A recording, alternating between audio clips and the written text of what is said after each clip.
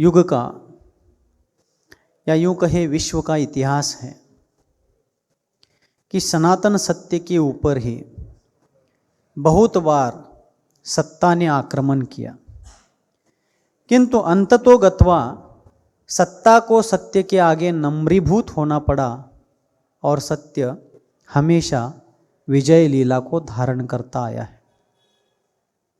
सत्य को हमेशा संघर्ष करना पड़ा है।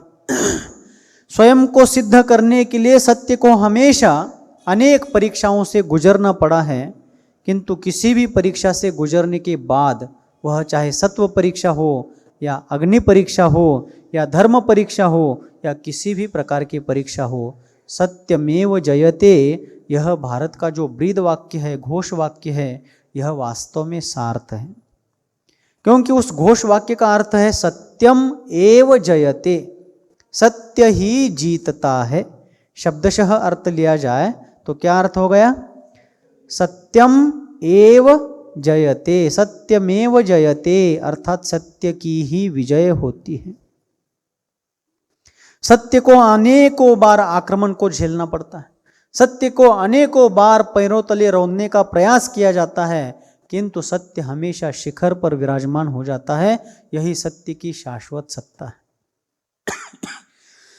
ईस्वी सन 1947 में जिस साल भारत स्वतंत्र हुआ, उसी साल बंबई सरकार के द्वारा हरिजन मंदिर प्रवेश अधिकार कानून के तहत जैन समाज को, जैन संस्कृति को, जैन संघ को, जैन इतिहास को, जैन स्थापत्य को, जैन मंदिर और तीर्थ क्षेत्रों को हिंदू धर्म में समावेश करने का एक जाल रचा गया, षड्यंत्र रचा गया। इसकी चर्चा विगत 2-3 दिनों से अपन कर रहे हैं। और उसमें आचार्य महाराज ने 1947 में बने हुए इस कानून का जब उनको पता चला तो 6 अगस्त 1948 को जब तक यह कानून वापस नहीं लिया जाता तब तक मैं आहार ग्रहण नहीं करूंगा, अन्न आहार ग्रहण नहीं करूंगा, अन्न का सेवन नहीं करूंगा, ऐसी प्रतिज्ञा 6 अगस्त 1948 को फलटन चातुर्मास में ली। कहां पर ली? फलटन चातुर्मास। 4 अगस्त 1948 को हरिजन सेवा संघ के मंत्री ने सांगली और आसपास के परिसर में मंदिरों में जबरन उन लोगों को घुसाने का, जबरदस्ती से प्रवेश कराने का प्रयास किया। और ये बात फैलते फैलते जब आचार्य महाराज को फलटन में पता चली, तब 6 अगस्त 1948 को फलटन चातुर्मास के अनुष्ठान में उन्होंने अन्न का त्याग, जब तक कानून की वापसी नहीं होती तब तक जिनेंद्र भगवान के साक्षी से उन्होंने अन्न त्याग का संकल्प ले लिया। संघर्ष प्रारंभ हुआ, सर्वत्र क्षोभ बढ़ता गया, जैन समाज सर्वत्र उद्वेलित हो गया, क्योंकि जैन समाज के आराध्य देव पूज्यपाद आचार्य शांति सागर जी महाराज ने इस प्रकार का संकल्प लिया। ये सुन करके हजारों नर नारियों ने नमोकार मंत्र के जाप पे, जिनेंद्र भगवान की आराधना और अनेक प्रकार के व्रत, संयम, संकल्पों को ग्रहण किया।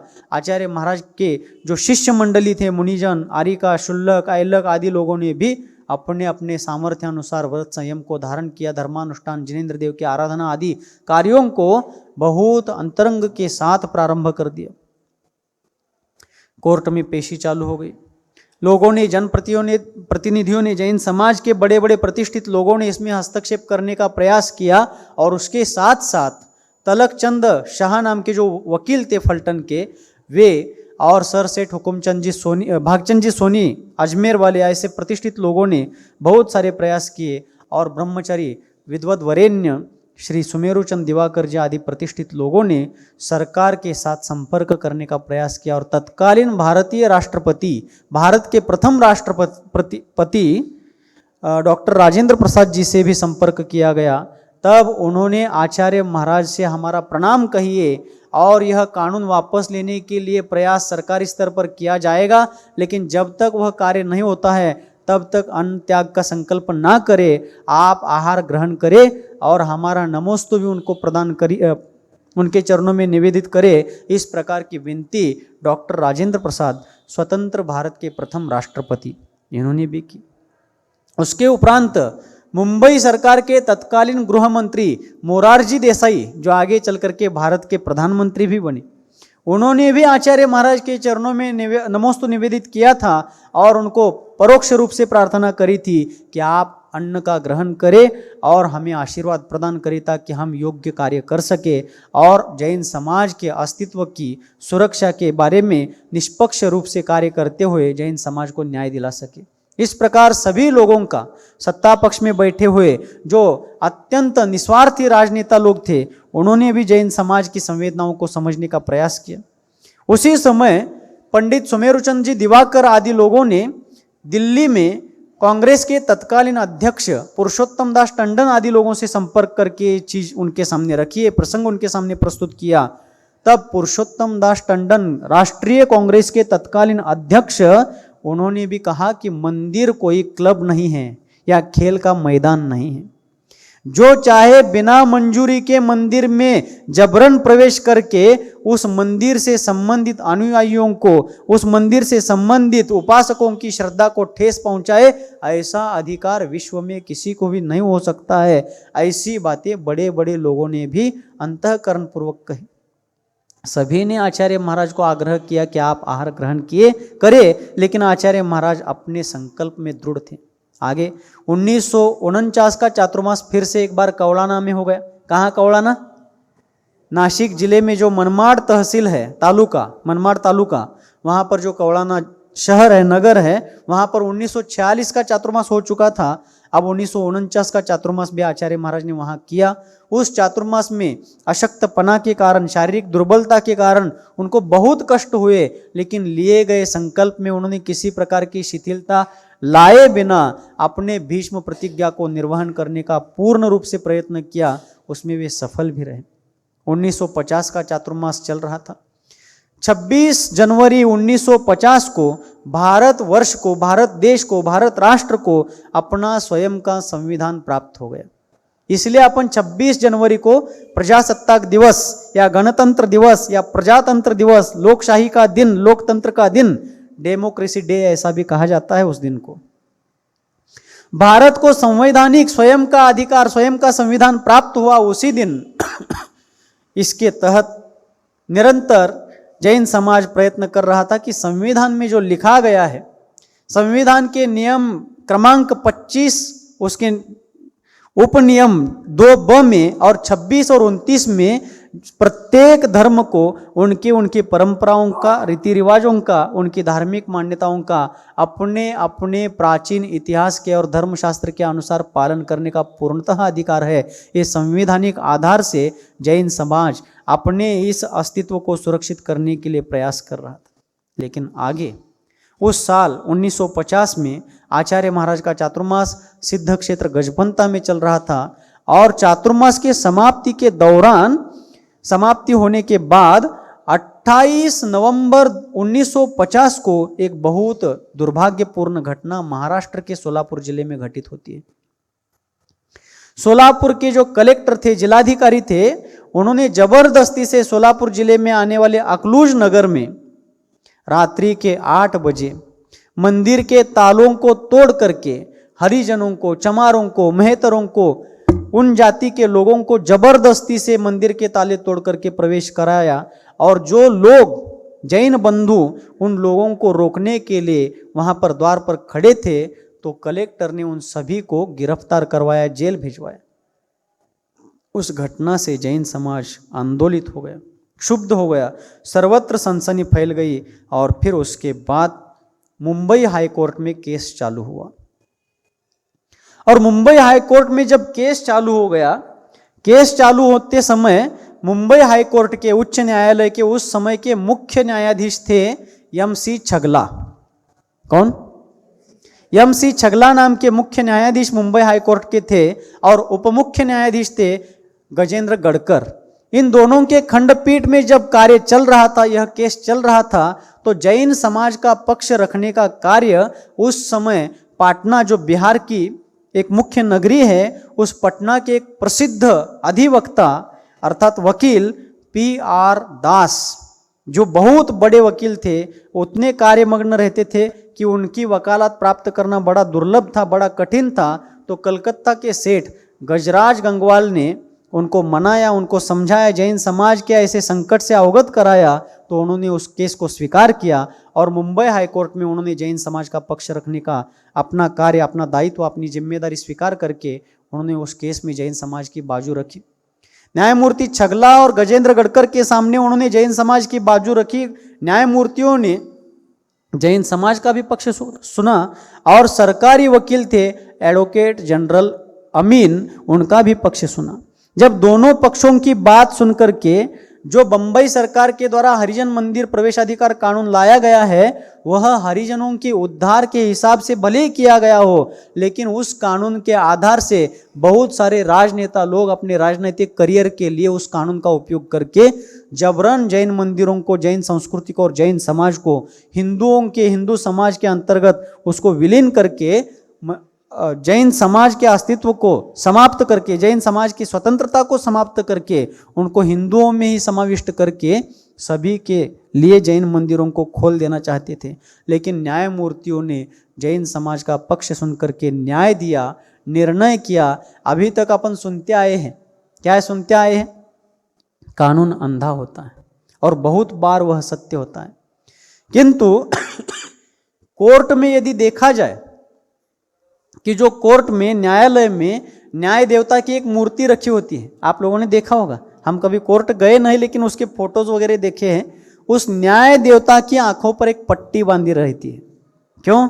क्योंकि अपनी आंखों से अपनों को देख करके वो अन्यायकारी पक्ष को भी न्याय का पक्ष मान करके और न्यायोचित पक्ष को अन्याय का निर्णय दे करके किसी के ऊपर भी अन्याय ना करे, इसलिए उस न्याय देवता की आंखों पर पट्टी बांधी रहती है। और जब कानून अंधा होता है लेकिन न्याय देवता ने सचमुच जैन समाज के पक्ष में न्याय देने का विचार किया, लेकिन उसके पहले 14 जुलाई को आचार्य महाराज, 14 जुलाई 1951 के चातुर्मास में आचार्य महाराज बारामती में विराजमान थे। सुन रहे ध्यान से? आचार्य महाराज का 1951 का चातुर्मास धर्मनगरी बारामती में हुआ और उस समय 14 जुलाई की रात्रि में आचार्य शांति सागर जी महाराज को एक सपना आया। देखिए आचार्य शांति सागर जी महाराज ने कितना बलिदान, कितना योगदान इस संस्कृति के लिए दिया है। तो रात्रि में 14 जुलाई की रात्रि में 1951 के चातुर्मास में आचार्य महाराज को एक सपना आया कि उनकी ओर एक मरा हुआ शव आ रहा है, एक मृत शरीर उनकी ओर आ रहा है सपने में। सुन रहे? आचार्य शांति सागर जी महाराज की ओर सपने में एक मृत शरीर उनकी ओर आ रहा है और फिर वो शरीर एक जगह पर रुकने के बाद बहुत से लोगों ने उस शरीर के ऊपर ईंधन वगैरह डाल करके उस शरीर को जला दिया। लेकिन बहुत से लोगों ने जलाने के बाद भी वह शरीर पूर्ण नहीं जलता है। जब आचार्य शांति सागर जी महाराज ने अपने हाथ से एक लकड़ी जब उस शव के उस जलती हुई चिता में डाल दी तो वह सारा का सारा मरा हुआ शरीर भस्मीभूत हो गया। और 14 जुलाई की रात्रि का यह सपना था और 24 जुलाई 1951 को अर्थात 10 दिन बाद मुंबई के उच्च न्यायालय ने निर्णय दे दिया कि यह हरिजन मंदिर प्रवेशाधिकार जो कानून है, हरिजनों के उद्धार की बात का तो हम भी सम्मान करते हैं, लेकिन इस कायदे के आधार से उसकी ओट लेकर के उसको ढाल बना करके जैन समाज के स्वतंत्र अस्तित्व को नष्ट नहीं किया जा सकता। जैन समाज हिंदू नहीं है, जैन और हिंदू अलग अलग है। दोनों की धार्मिक मान्यताएं, धार्मिक परंपराएं, धार्मिक विधि विधान और धार्मिक अनुष्ठान की पद्धतियां अलग अलग है। उनकी तात्विक मान्यताओं में मौलिक अंतर है, इसलिए जैन हिंदू हो नहीं सकते। अतः हम यह निर्णय देते हैं, हम अर्थात न्यायमूर्ति छगला के खंडपीठ ने यह निर्णय दिया कि यह कानून के आधार पर, इस कानून के आधार पर जैन समाज को हिंदू नहीं कहा जाएगा। जैन समाज, जैन संस्कृति, जैन मंदिर, जैन तीर्थ और जैन सिद्धांत स्वतंत्र रहेगा। इनके अस्तित्व को कोई भी आंच नहीं पहुंचा सकता, ऐसा निर्णय उन्होंने दे दिया। जब निर्णय दिया तो जैन समाज के प्रतिनिधियों को और सारे समाज को बड़ा आनंद हुआ। 24 जुलाई 1951 को यह निर्णय दिया गया, लेकिन निर्णय देते समय बीच में 15 मिनट की छुट्टी ली गई। तब मुंबई को बारामती से पहुंचे हुए एक जैन श्रावक ने सुमेरुचंद दिवाकर जी से एक बात कही कि आज क्या निर्णय होने वाला है क्या पता। सुन रहे? ध्यान से सुन रहे? उस समय अभी निर्णय, अंतिम निर्णय आने वाला था तब वहां पर 15 मिनट की छुट्टी ली गई और उस दौरान सभी लोग चिंतित बैठे थे कि निर्णय क्या आएगा, न्यायमूर्ति क्या निर्णय देंगे, जैन समाज के अस्तित्व का संरक्षण किस प्रकार होगा, इसका विचार करते बैठे थे। उसी समय बारामती से वहां पर पहुंचे हुए एक श्रावक ने सुमेरुचंद दिवाकर जी से कहा कि पिछले 3 दिनों से, कितने दिनों से, पिछले 3 दिनों से आचार्य महाराज ने अन्न का तो त्याग है ही उनका, लेकिन जल का एक बूंद भी ग्रहण नहीं किया, निर्जला उपवास है उनका। देखिए 51 साल चल रहा है, 1951 ईस्वी सन चल रहा है और 6 अगस्त 1948 को उन्होंने अन्न का त्याग किया था। आज 24 जुलाई 1951 का दिन आया है, लेकिन फिर भी उन्होंने इतने दिन में अन्न ग्रहण नहीं किया। और जब उनको पता था कि 24 जुलाई को अंतिम डेट है, निर्णय आज होने की संभावना है, तो उन्होंने 3 दिन तक किसी प्रकार का आहार, किसी प्रकार का अन्न अर्थात अनाज तो लेते ही नहीं थे, लेकिन जलाहार, फलाहार, दुग्धाहार कुछ भी उन्होंने ग्रहण नहीं किया और निरंतर जिनेंद्र देव का स्मरण कर रहे, जाप्य कर रहे, किसी से कोई बात नहीं कर रहे, मात्र अपने आत्म साधना में तल्लीन है। जैन संस्कृति की रक्षा के लिए निरंतर धर्मानुष्ठान कर रहे, धर्म आराधना कर रहे हैं। यह बात लोगों ने सुनी तो उनके भीतर एक ऊर्जा निर्माण हुई कि जब ऐसे महापुरुष धर्म रक्षा के लिए इतना बड़ा संकल्प लेकर के कटिबद्ध है, तो न्यायालय को भी यथोचित न्याय देना ही पड़ेगा। और हुआ भी ऐसा। 15 मिनट के बाद जब कोर्ट का कामकाज चालू हुआ तो न्यायमूर्ति छगला और गजेंद्र गढ़कर साहब ने वहां पर अपना अंतिम निर्णय सुनाया कि जैन संस्कृति और जैन मंदिरों को किसी भी प्रकार से और कोई भी हड़प नहीं सकता, वहां जाने का किसी को बिना परमिशन के अधिकार नहीं होगा। हाँ, यदि जैन समाज के लोग उनको आने जाने के, दर्शन करने की अनुमति देते हैं तो वहां जाया जा सकता है। ऐसा निर्णय कोर्ट ने दिया। लोग बहुत आनंदित हो गए जब यह सब निर्णय हुआ। 24 जुलाई 1951 को बाकी के सभी लोग, जनप्रतिनिधि सुमेरुचंद दिवाकर आदि सभी लोग बारामती पहुंचते हैं। आचार्य महाराज के चरणों में पहुंचकर नमोस्तु करके यह समाचार उनके चरणों में देते हैं और प्रार्थना करते हैं। क्या प्रार्थना करते हैं? ध्यान से सुनना है कि आचार्य महाराज को उन्होंने प्रार्थना करी कि महाराज, आज यह निर्णय हो गया, आपकी साधना, आपका संकल्प, आपकी भीष्म प्रतिज्ञा आज फलीभूत हो गई है और आज हम सभी लोग आपके चरणों में एक याचना करना चाहते हैं। आचार्य महाराज बोले, कहो। तो उन सभी ने कहा कि महाराज, यदि कोई मजदूर अपने मालिक का काम करता है तो काम करने के बाद वह मजदूरी अर्थात वेतन चाहता है। हम लोगों ने आपके आज्ञा के अनुसार यह कानून निरस्त होने तक यह काम किया है। हम आपके मजदूर हैं, हमने मजदूरी की है, हम भी आज वेतन चाहते हैं। वेतन अर्थात पगार, मराठी में पगार कहते हैं अपन। हम पगार चाहते हैं, हम वेतन चाहते हैं, हम तनख्वाह चाहते हैं और आप हमें तनख्वाह प्रदान करें। और हमारा वेतन यही है कि आप शीघ्र ही अन्न ग्रहण करें, आहार यथोचित ग्रहण करें, क्योंकि आपका शरीर बहुत कमजोर हुआ है। अब आचार्य महाराज क्या करें? यदि मैं वहां पर होता तो चलो तुरंत तैयारी करो, मैं तैयारी बैठा हूं, राह देख रहा हूं, ऐसा कहता। लेकिन पूज्य आचार्य महाराज बोले, नहीं, इतने गाफिल मत हो।